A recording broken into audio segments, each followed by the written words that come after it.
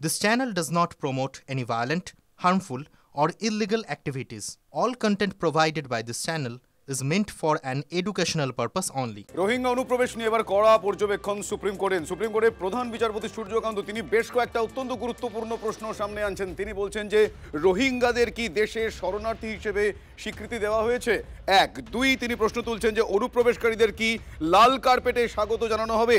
তিন, তিনি বলছেন যে অনুপ্রবেশকারীদের ফেরত পাঠালে অসুবিধা কোথায়, এ প্রশ্ন তুলছেন সুপ্রিম কোর্টের প্রধান বিচারপতি সূর্যকান্ত। দুর্যোগেও থাকি, দুরারোগেও থাকি, দুর্ভোগেও থাকি, তখন এটা আমাদের সামাজিক দায়িত্ব। আমি জানি টাকা পয়সা আমরা পাচ্ছি না, আমাদের অনেক অসুবিধে হচ্ছে সংসার চালাতে।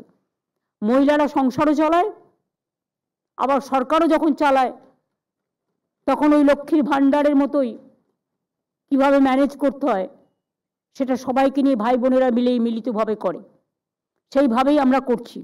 অনেক যন্ত্রণা, অনেক লাঞ্ছনা, অনেক বঞ্চনা থাকা সত্ত্বেও, তা সত্ত্বেও কেন্দ্রীয় সরকারকে বলবো অনেক ধন্যবাদ, আপনারা আমাদের টাকা আটকে রেখেছেন তার জন্য। তাতেও মনে রাখবেন, দয়া করে যতই অত্যাচার করুন, অপপ্রচার করুন, কুৎসা করুন, চক্রান্ত করুন, আমরা কিন্তু আপনাদের সাথে কোঅপারেশন চাই, আমরা নন কোঅপারেশন চাই না। আশা করি এটুকু আপনারা শুনতে পাচ্ছেন। এবং এটা পলিটিক্যাল মিটিং নয়, এটা গভর্নমেন্টের মিটিং।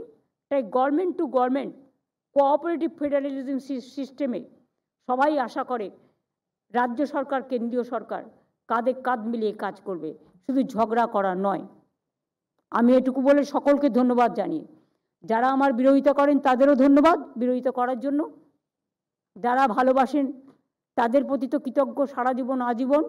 যতদিন বেঁচে থাকবো, যতদিন থাকবে শ্বাস, ততদিন থাকবে আশ্বাস, ততদিন থাকবে বিশ্বাস, ততদিন থাকবে ভরসা। আর সর্বজগতের, সর্বধর্মের, সর্ববর্ণের, আমি কমিউনাল পলিটিক্স করি না, কিন্তু আমি সেকুলার পলিটিক্স করি। আমি সংবিধান মানি, তাই সর্বধর্মের সব মানুষকে সম্মান করি। বাংলায় সবার জন্য মনে রাখবেন নিশ্চিন্ত নিরাপত্তা, এখানে কোনো ডিটেনশন ক্যাম্প ট্যাম্প করে আমরা কাউকে দুর্ভোগের অরাজকতা সৃষ্টি করতে দিই না। বাংলার মানুষ বাংলায় ভালো থাকুন। আমরা যেমন অন্য রাজ্য নিয়ে ইন্টারফেয়ার করি না, তেমনি দয়া করে কেন্দ্রীয় সরকার আপনার কিছু বলার থাকলে রাজ্য সরকারকে বলবেন, কিন্তু আপনারা এমন কিছু হুলিয়া জারি করবেন না যেটা আগেকার দিনে ব্রিটিশ রাজারা করতো বা ব্রিটিশ শাসকরা করতো। ওটাকে আমরা বলি ইনস্ট্রাকশন, ফোর্সফুল ইনস্ট্রাকশন দেবেন না যাতে মানুষের ক্ষতি হয়। আর সেটা যদি করেন রাজ্য সরকার থেকে মানুষকে যতটা মদত করার আমরা তো করবই, কারণ আমরা তো মানুষের কাছে দায়বদ্ধ, আমরা গণতন্ত্রের কাছে দায়বদ্ধ, আমরা সংবিধানের কাছে দায়বদ্ধ, আমরা নাগরিক অধিকারের কাছে দায়বদ্ধ, আমরা গণতন্ত্রের প্রতি দায়বদ্ধ। আমি এটুকু বলে আজকে আপনাদের মিট করতে পারছি না, কারণ আমাকে এক্ষুনি বেরিয়ে যেতে হবে। আমি অলরেডি 15 মিনিট লেট, আমাকে মুর্শিদাবাদ বেরিয়ে যেতে হবে। আমি আমার প্রোগ্রামটা বলে যাচ্ছি, কালকে আমি মুর্শিদাবাদ থেকে গাজলে যাব মালদায়, ওখানে আমার প্রোগ্রাম আছে পলিটিক্যাল মিটিং। আমি এখন অ্যাডমিনিস্ট্রেশনকে ডিস্টার্ব করতে চাই না, কারণ তারা যা কাজ করছে করুক, তাদের মাথার উপর অনেক চাপ আছে। আর দুই হচ্ছে, তারপরে আমি আবার বহরমপুরে ফিরে এসে নাইট স্টে করবো। পরের দিন আমার বহরমপুরে পাবলিক মিটিং আছে 4 তারিখে, আমি করে আমি তারপরে ফিরে আসবো। বাদ বাকি আপনাদের আরেকটা কথা বলে দিই, 17 তারিখে আমাদের MSME সেক্টরে সমস্ত যত ট্রেড অর্গানাইজেশন আছে তাদের নিয়ে মিটিং আছে নেতাজি ইন্ডোর স্টেডিয়ামে। আর 18 তারিখে, এবারে যেহেতু ইলেকশন আছে তাই আমরা BGBSটা এবারে আফটার ইলেকশন করব, বিফোর ইলেকশন আমরা একটা ছোট করে বিজনেস কনক্লেভ করব, ওটা হবে ধনধান্যে। এই দুটো প্রোগ্রাম আপনাদের কাছে আমি জানিয়ে দিয়ে গেলাম। অনেক ধন্যবাদ, নমস্কার সবাইকে। আর যে খবর নিয়ে আজকে ফুল অ্যান্ড ফাইনালের এই সেগমেন্ট আমরা শুরু করেছিলাম, আমি আরও একবার সেই খবরের আপডেট আপনাদের জানাবো। রোহিঙ্গা অনুপ্রবেশ নিয়ে এবার কড়া পর্যবেক্ষণ সুপ্রিম কোর্টের প্রধান বিচারপতি সূর্যকান্ত তিনি কিন্তু সরাসরি বেশ কয়েকটা অত্যন্ত গুরুত্বপূর্ণ প্রশ্ন তুলছেন। তিনি সরাসরি প্রশ্ন তুলছেন যে রোহিঙ্গাদের কি দেশের শরণার্থী হিসেবে স্বীকৃতি দেওয়া হয়েছে। তিনি প্রশ্ন তুলেছেন অনুপ্রবেশকারীদের কি লাল কার্পেটে স্বাগত জানানো হবে। তিনি প্রশ্ন তুলেছেন অনুপ্রবেশকারীদের ফেরত পাঠালে অসুবিধা কোথায়, এ প্রশ্ন তুলেছেন সুপ্রিম কোর্টের প্রধান বিচারপতি সূর্যকান্ত। আমার সহকর্মী সিজার মণ্ডল এই মুহূর্তে আমার সঙ্গে রয়েছেন সরাসরি। সিজার, এই সময় দাঁড়িয়ে অনুপ্রবেশকারী রোহিঙ্গাদের নিয়ে এই প্রশ্ন, সুপ্রিম কোর্টের প্রশ্ন, এই অবস্থান অত্যন্ত গুরুত্বপূর্ণ, কি বলবে?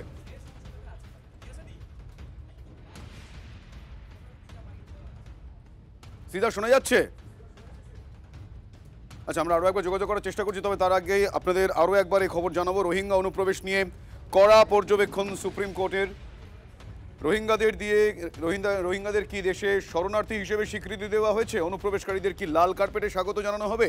অনুপ্রবেশকারীদের ফেরত পাঠালে অসুবিধা কোথায়? এ প্রশ্ন সুপ্রিম কোর্টের প্রধান বিচারপতি সূর্যকান্তর।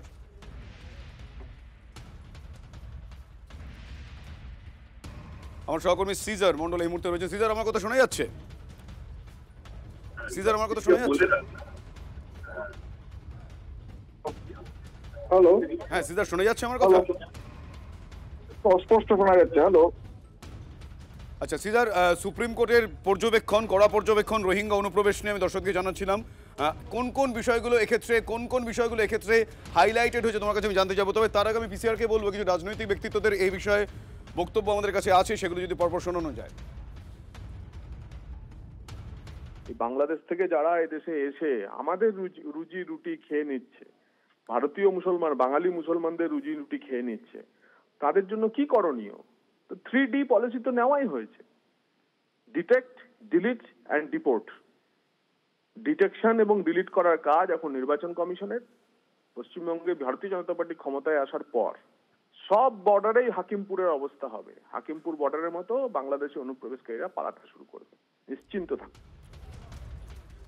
বিজেপি নেতা জগন্নাথ চট্টোপাধ্যায় শুনলেন তার প্রতিক্রিয়া।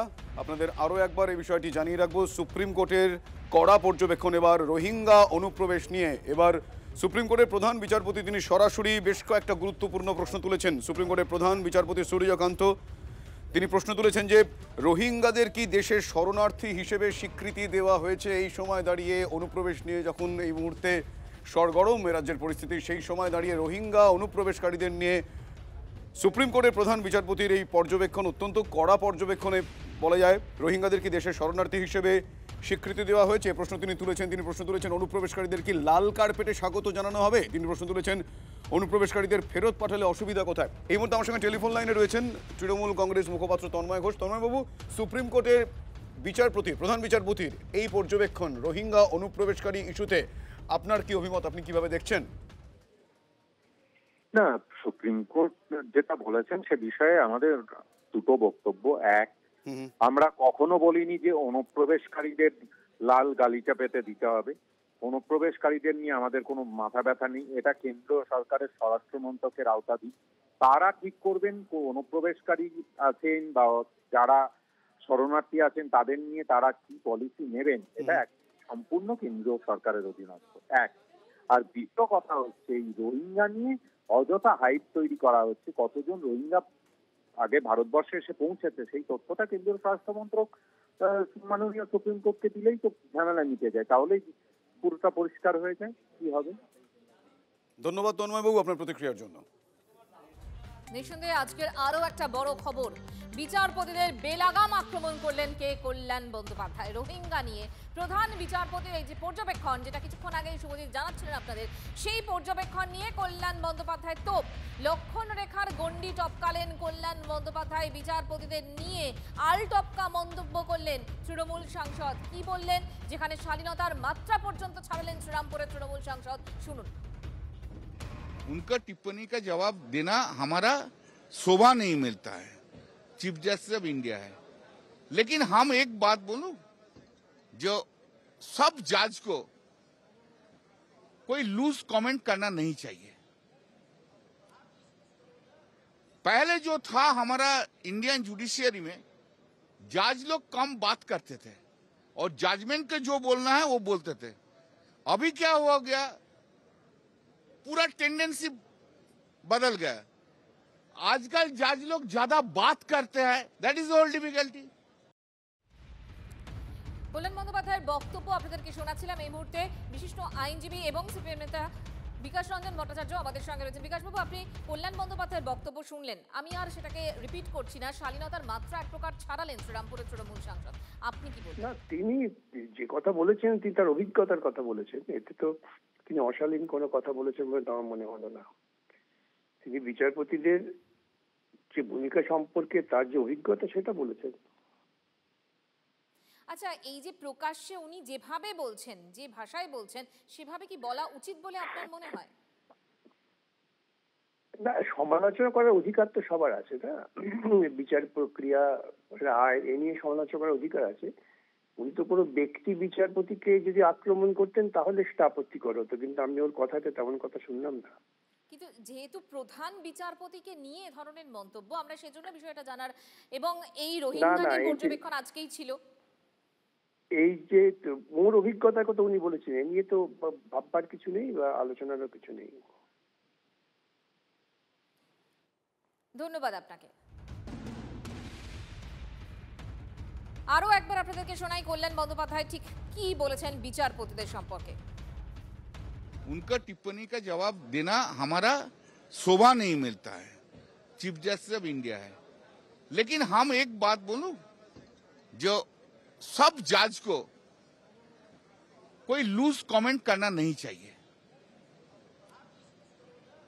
पहले जो था हमारा इंडियन जुडिशियरी में, जज लोग कम बात करते थे और जजमेंट के जो बोलना है वो बोलते थे।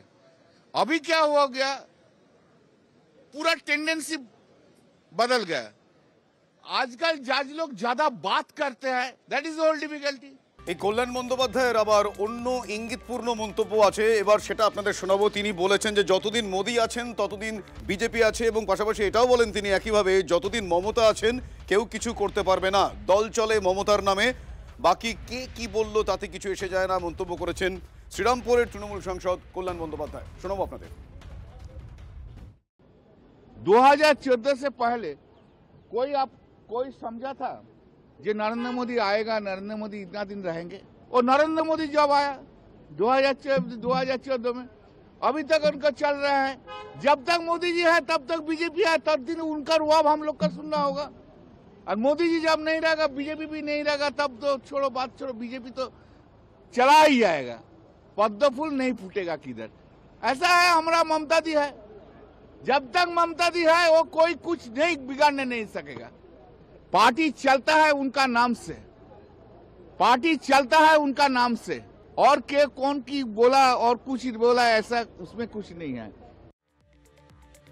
এর আগেও কিন্তু তিনি এমনই এক মন্তব্য করেছিলেন, আপনাদের স্মরণ করাবো। পিসিআরকে বলবো তার সেদিনের সে মন্তব্য একটু চালাতে। মমতা বন্দ্যোপাধ্যায় সরকার চালান, মমতা বন্দ্যোপাধ্যায় দল চালান। মমতা বন্দ্যোপাধ্যায়কে দেখেই মানুষ সবাইকে ভোট দিয়েছে। দলের যতগুলো পদাধিকারী হোক না কেন, তারা মমতা বন্দ্যোপাধ্যায়ের জন্য ভোট পেয়েছে। আমিও মমতা বন্দ্যোপাধ্যায়ের জন্য ভোট পেয়েছি।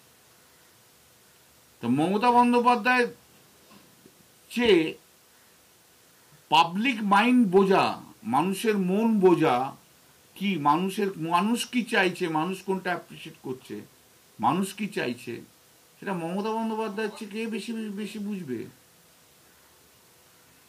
দলের নীতি মমতা বন্দ্যোপাধ্যায় ঠিক করেন, সরকারের নীতি মমতা বন্দ্যোপাধ্যায় ঠিক করেন।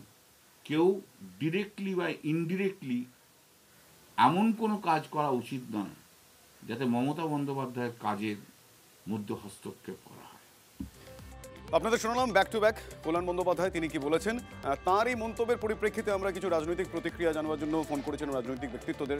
বিজেপি নেতা শঙ্কর ঘোষ তিনি কি বলছেন সেটা শোনাবো। কল্যাণবাবু সাংসদ হিসেবে এখন জোকারে পরিণত হয়েছে, ক্লাউন। নির্বাচন আসছে, এই ক্লাউনকে প্ল্যান্টেড করা হয় এই ধরনের মন্তব্য করবার জন্য, যাতে আপনারা একটু ওনার নাম নিয়ে চর্চা করে এসআইআরে যে চিৎকার করে কিভাবে ডাটা ট্যাম্পারিং করা হচ্ছে আইপ্যাক দ্বারা, সেই ইস্যুগুলো যাতে সরে যায়। ওনার যা অতীত ইতিহাস আছে, কোনো কথাতেই 24 ঘন্টা 48 ঘন্টা টেকে না। তারপরে উনি দিনে রাত্রে এক এক সময় এক এক রকম অবস্থায় থাকেন।